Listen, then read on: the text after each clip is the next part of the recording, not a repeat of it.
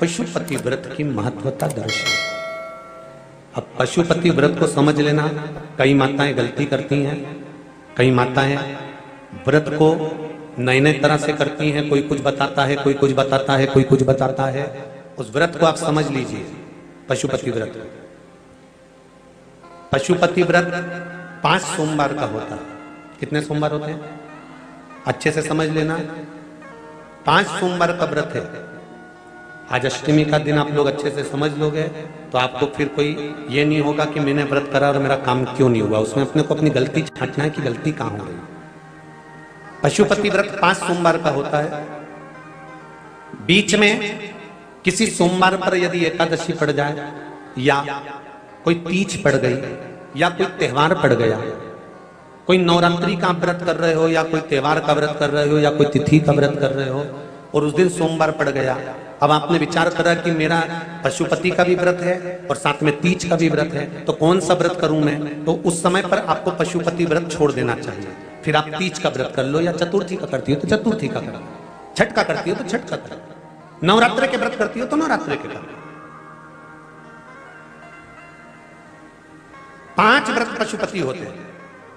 व्रत करने के लिए जब आप निश्चित करें कि मुझे इस सोमवार से पशुपतिनाथ के व्रत करना है, जीजियों भाइयों ध्यान रखना, उस दिन सुबह स्नान करने के बाद में बड़े प्रेम से पूजन की थाली लगा लो। उसमें चंदन, अबीर, गुलाल, जो भी आप रखना चाहें, रौली, चावल, मूली, जनेऊ, पंचामृत, चाहो तो अलग अलग ले जाओ, चाहो तो एक साथ मिलाकर ले जाओ। भगवान शंकर की पूजन करो सुबह के समय पर और शिव जी का पूजन कर कर, आराधना कर कर भगवान शंकर से प्रार्थना करो, हे शिव जी, हे ओगरदानी, हे त्रिकालदर्शी, हे कैलाशी, अविनाशी, आज से मैंने पशुपति व्रत प्रारंभ करे। बाबा मेरा ये व्रत इस कार्य के लिए मैं कर रही हूं, आप स्वीकार करना। बाबा को निवेदन करना। पूजन का सामान थाली में उतना लेकर जाना कि सुबह भी काम आ जाए और शाम को भी काम आ जाए। अलग से पूजन का साहित्य में शाम को अलग से नहीं रखना। थाली में उतना ही रख के ले जाओ जितना सुबह भी काम आए और शाम को भी काम आए। बाबा को निवेदन कर कर पूजा की थाली वापस ले आओ। शाम के समय पर घर में मीठा बनाओ, 6 दिए रखो थाली के अंदर घी के, और दिए रखकर मीठा ले जाकर मंदिर में पूजन करो। शाम को स्नान कराने की जरूरत नहीं, पंचामृत स्नान की जरूरत नहीं है। शाम को तो केवल जल का छींटा दे दो, पंचामृत का छींटा दे दो। बाबा की पूजन करो। पूजन कर कर प्रसाद के पहले 3 हिस्से करो। 3 हिस्से करने के बाद फिर आप दिया लगाइए। फिर बाबा को कितने दिए लगाना है? जम के बोलो, 5 दिए लगाना है आपको शंकर भगवान। 5 दिए लगाइए, एक एक दिया जलाते जाएं और शंकर भगवान से पहले सोमवार को दिया जलाते समय अपने हृदय की बात कहते जाएं। 5 दिए पूरे हो जाएं। 6ठा दिया जलाना नहीं है, उसको थाली में वापस रख लेना। दिए को थाली से नीचे उतारना जरूर। कौन से दिए को? जम के बोलो जरा। 6ठे दिए को मंदिर में उतारना जरूर और फिर वापस थाली में रख लेना है। प्रसाद 2 हिस्से मंदिर में छोड़ना है, 1 हिस्सा थाली में रख के ले आना है। पूजन कर कर बाबा को निवेदन कर कर वापिस आइए। शाम को जब घर में प्रवेश करो, सीधे हाथ की ओर घर में अंदर जाते समय अपना जो राइट हैंड हो, अपना जो सीधा हाथ हो, उस ओर बैठो और बैठने के बाद उस दिए को प्रकट कर लो, प्रज्वलित कर लो। वहां पर भी शिव जी से प्रार्थना करो, हमारा यह कार्य है सफल करिएगा। बाबा से निवेदन करके घर के अंदर प्रवेश कर जाओ। भोजन जब जीमने के लिए बैठो, भोजन करने के लिए बैठो, सबसे पहले जो प्रसाद लेकर आए हो उस प्रसाद को खाइए। जो प्रसाद आप लेकर आए उस प्रसाद में से किसी को नहीं देना है आपको, अकेले खाना। उतना ही प्रसाद लेकर जाना जितना खब जाए, छोड़ना भी नहीं।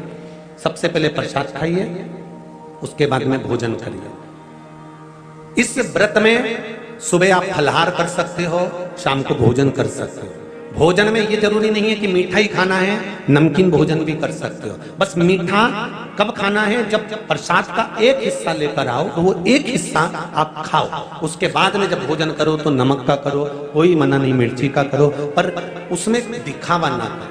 और भोजन करें। ऐसे 5वां जब सोमवार आ जाए, बीच में अगर कोई सोमवार छूट भी जाए तो व्रत करना, पूजन मत करना। कोई रजो धर्म आ गया, रजस वाला धर्म आ गया, कोई कार्य आ गया तो उसमें पूजन करना, पूजन नहीं करना है, उसमें व्रत जरूर करना। और जब 5वां व्रत रहे, और 5वां व्रत जब रहे तो उस 5वें व्रत में जब सुबह पूजन कर आओ, शाम को पूजन करो, तो शाम को भगवान पर 108 या तो चावल के दाने, मूंग के दाने, या बेलपत्र, या फूल की पत्ती, जो भी 108 चढ़ा सकते हो भगवान को चढ़ाकर एक श्रीफल 11 रुपए उस पर रखकर शिव जी से निवेदन कर कर घर पर आ जाइए, दिया लगाइए और बाबा से निवेदन कर कर प्रसाद पाइए। अगर नियम से कर लिया तो मेरा विश्वास कहता है 5 सोमवार के अंदर ही आपका काम हो जाएगा, 5वें तक पहुंचोगे। ये शिव कृपा। श्री शिवाय नमस्तुभ्यम, हर हर महादेव, जय महाकाल। मित्रों, आज के इस वीडियो में गुरुजी ने पशुपति व्रत की संपूर्ण विधि बताई। अगर आपने यहाँ तक वीडियो देखा है तो आप अच्छी तरह से समझ गए होंगे कि आपको पशुपति व्रत कैसे करना चाहिए और इसके व्रत के करने से क्या फल आपको मिलता है। पशुपति व्रत बहुत ही चमत्कारी व्रत है। यह व्रत करने से आपकी हर मनोकामना पूरी होती है, चाहे आपकी नौकरी से संबंधित मनोकामना हो, चाहे आपके बच्चों की शादी से संबंधित मनोकामना हो, चाहे आपकी व्यापार से संबंधित मनोकामना हो, चाहे आपकी किसी रोग से संबंधित मनोकामना हो, किसी भी प्रकार की अगर आपकी मनोकामना है तो पशुपति व्रत करने से अवश्य पूरी होती है। पर यह व्रत आपको पूरा नियम से करना होता है। अगर हम एक भी गलती कर देते हैं तो इस व्रत का फल हमें नहीं मिलता। इसलिए जब भी आप पशुपति व्रत करें तो सबसे पहले अच्छी तरह से समझ लें कि आपको कैसे ये व्रत करना है। पशुपति व्रत आपको 5 सोमवार करना होता है। किसी भी सोमवार के दिन आप ये व्रत शुरू कर सकते हैं। जरूरी नहीं है कि आपको यह व्रत लगातार करना है। मान लीजिए आपने पहले और दूसरे 2 सोमवार लगातार कर लिए, तीसरे सोमवार आप किसी कारणवश व्रत नहीं भी कर पाए तो अगला व्रत आप चौथे सोमवार कर सकते हैं। कहने का मतलब यही है कि आपको 5 सोमवार संपूर्ण करने हैं। 5वें सोमवार आपको इस व्रत का उद्यापन कर देना है। उद्यापन भी बहुत ही सरल है, जैसा गुरुजी ने बताया है उसी विधि से अगर आप ये व्रत करते हैं तो आपकी मनोकामना महादेव अवश्य पूरी करते हैं। मैं उम्मीद करता हूँ कि आपको वीडियो अच्छा लगा होगा। अगर वीडियो पसंद आया तो वीडियो को लाइक करें और कमेंट में महादेव के नाम का एक जयकारा जरूर लगाएं। अगर आप वीडियो पहली बार देख रहे हैं तो चैनल को सब्सक्राइब करके बेल आइकन को जरूर प्रेस करें, ताकि जब भी मैं अगला वीडियो लेकर आऊं तो सबसे पहले नोटिफिकेशन आप तक पहुंच सके। और अंत में आप सबसे यही कहूँगा कि अगर गुरुजी द्वारा बताए गए किसी भी उपाय से आपको लाभ हुआ है तो कमेंट में पूरी डिटेल के साथ जरूर बताना, जिससे दूसरे लोगों को भी पता लगे कि किस उपाय से क्या लाभ होता है। आज के वीडियो में इतना ही। मिलते हैं किसी अगले वीडियो में नए उपाय के साथ। श्री शिवाय नमस्तुभ्यम, हर हर महादेव, जय महाकाल।